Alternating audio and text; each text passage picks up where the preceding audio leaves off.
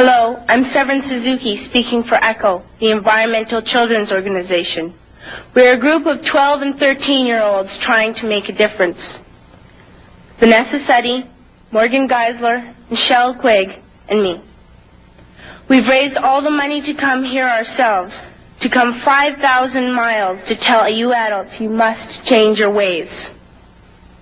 Coming up here today, I have no hidden agenda. I am fighting for my future. Losing my future is not like losing an election or a few points on the stock market. I am here to speak for all generations to come. I am here to speak for the countless animals dying across this planet because they have nowhere left to go.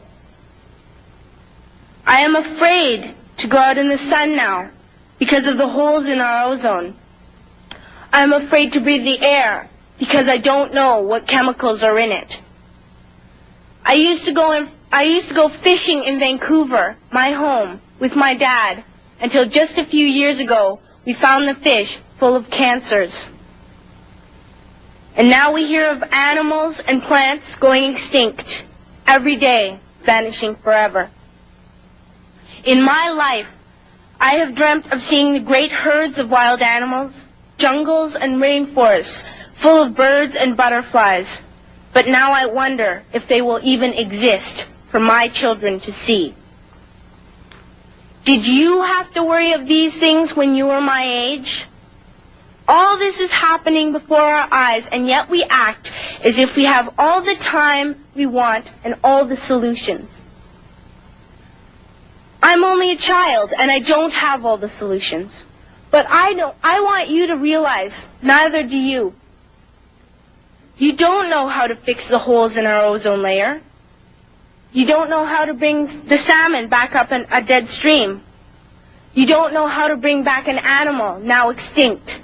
And you can't bring back the forest that once grew where there is now a desert. If you don't know how to fix it, please stop breaking it. Here, you may be delegates of your government, business people, organizers, reporters, or politicians, but really, your mothers and fathers, sisters and brothers, aunts and uncles, and all of you are someone's child.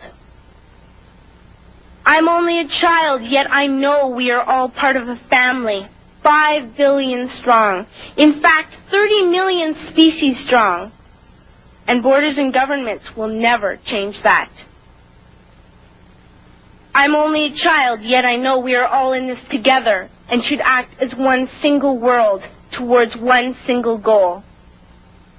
In my anger, I am not blind, and in my fear, I am not afraid of telling the world how I feel.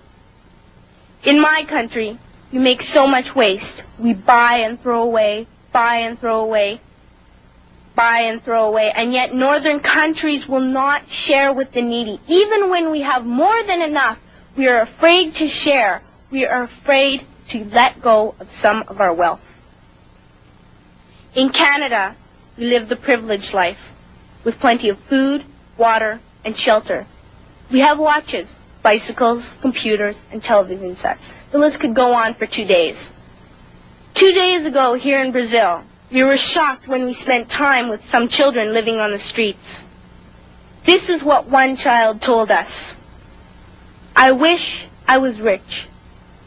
And if I were, I would give all the street children food, clothes, medicines, shelter, and love and affection.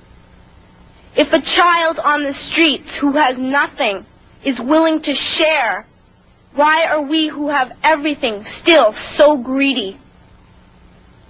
I can't stop thinking that these are children my own age, that it makes a tremendous difference where you are born. That I could be one of those children living in the favelas of Rio. I could be a child starving in Somalia, or a victim of war in the Middle East, or a beggar in India. I am only a child, yet I know if all the money spent on war was spent on finding environmental answers, ending poverty, and finding treaties, what a wonderful place this earth would be. At school, even in kindergarten, you teach us how to behave in the world. You teach us not to fight with others, to work things out, to respect others, to clean up our mess, not to hurt other creatures, to share, not be greedy. Then why do you go out and do the things you tell us not to do? Do not forget why you are attending these conferences, who you're doing this for. We are your own children. You are deciding what kind of a world we are growing up in. Parents should be able to comfort their children by saying, everything's going to be all right. It's not the end of the world, and we're doing the best we can. But I don't think you can say that to us anymore. Are we even on your list of priorities? My dad always says, you are what you do, not what you say. Well, what you do makes me cry at night. You grown-ups say you love us, but I challenge you, please, make your actions reflect your words. Thank you.